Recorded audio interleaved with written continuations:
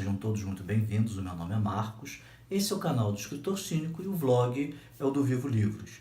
Dentro daquela nossa série, do nosso projeto, de toda sexta-feira trazer um livro clássico da literatura, tanto um clássico nacional quanto internacional, eu trago hoje o livro Um Incidente em Antares, do escritor brasileiro Érico Veríssimo. Essa capa da Companhia das Letras, para essa edição de bolso, eu não gostei muito não. Ela é realmente escura, né, e ainda tem esses dois caixõezinhos aí, achei de mau gosto. Mas eu não vim para falar da capa, vim para falar do livro.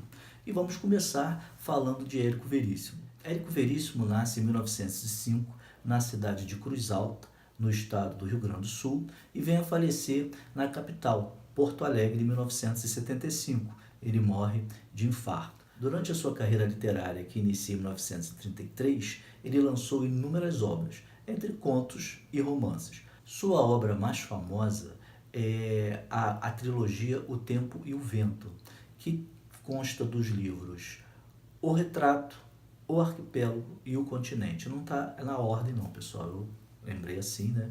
E falei, mas são esses três livros. E que tem personagens famosos, que é a Ana Terra e o Rodrigo Cambará. Inclusive, essa trilogia O Tempo e o Vento virou minissérie da Rede Globo, assim como O Incidente em Antares também. Mas Érico Veríssimo não foi só escritor, ele também foi tradutor, foi jornalista e contribuiu, né, para vários jornais aqui do Brasil.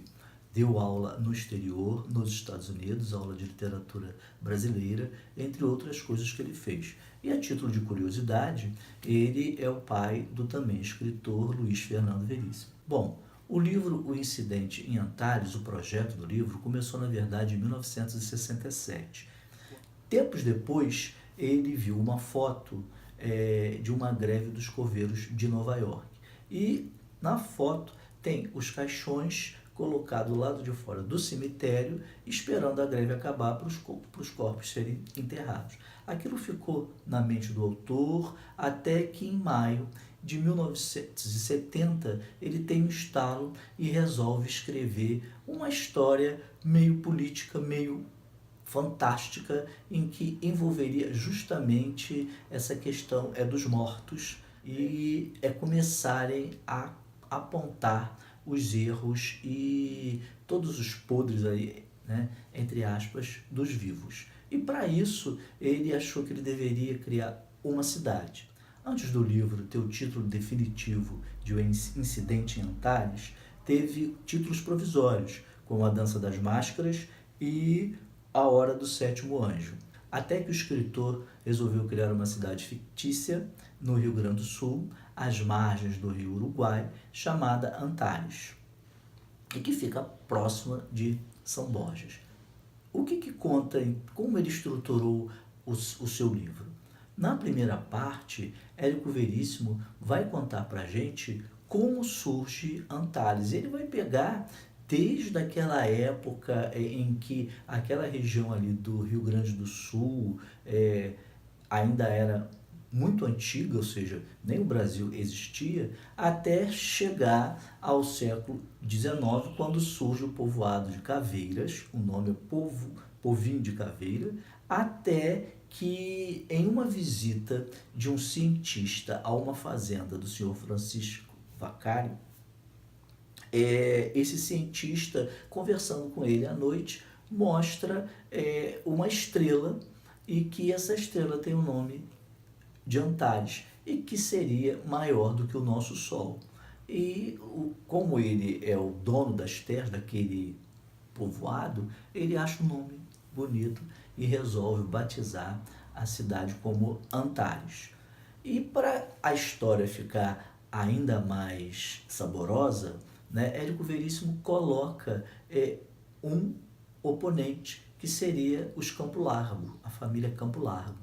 E então passa-se a ter uma briga e uma disputa de família, e que nessa primeira parte Érico vai demonstrando para a gente como era a política brasileira, não somente no Rio Grande do Sul e não só na cidade de Antares, mas refletindo a política brasileira no século XIX, em que as coisas eram resolvidas à bala, era resolvida na violência e que havia também já muita corrupção.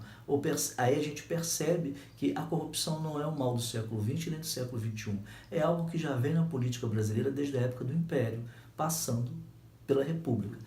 E na primeira parte do livro, o autor vai mostrar para a gente, mais profundamente a partir do século XIX, todas estas questões políticas, onde existia já o voto de cabresto, onde quem mandava era o coronel, ou seja, os coronéis não surgiram somente no Nordeste, eles também existiam por todo o Brasil e mandavam e desmandavam nos seus povoados, e o poder dos estados e o poder central da União, já naquela época da República e antes no Império, aceitava esse tipo de voto, esse tipo de política, e que engendrou também hoje a corrupção. Bom, terminada essa primeira parte do livro, aí vai começar realmente toda uma crítica social de forma mais profunda. É quando acontece a greve em Antares, paralisa a cidade e, obviamente, paralisa os enterros. E aí, mortos ficam do lado de fora do cemitério. Esses mortos acordam, revoltados, e resolvem começar a andar pela cidade. Vão para o coreto público, na praça principal de Antares, e aí exigem serem enterrados dignamente dentro dos preceitos religiosos que eles acreditavam. Como isso não acontece, porque os coveiros não se intimidam e a greve continua, eles começam então a apontar o defeito de vários figurões, de várias pessoas importantes da cidade, e dizer todas as questões íntimas, pessoais, política, a corrupção e os desmandos. E a gente tem que levar em consideração o ano em que esse livro foi lançado, foi em 1971, em plena ditadura militar, do governo Médici, um governo um dos mais cruéis que aconteceram durante a ditadura brasileira. Então, é um livro importante não somente pela sua história, mas pela sua denúncia e pelo momento histórico em que ele foi publicado. Livro, claro, não posso deixar de recomendar, é um livro recomendadíssimo, como eu costumo dizer, Incidente em Antares. Quem não leu, leia. A história tem todo um senso crítico, tem uma forma satírica em que o autor faz assim um sarcasmo desde a primeira parte até o final, principalmente quando os mortos falam e começam a entregar os podres dos vivos, e isso vai tornando a leitura muito gostosa. Vale a pena comprar esse livro. Então é isso. Se vocês gostaram desse vídeo, não deixem de dar o seu like, não deixem de curtir. Se não são inscritos no canal, se inscrevam, comentem sendo inscritos ou não, e nós retornamos na próxima semana com outro clássico da literatura. Um abraço para vocês e até lá.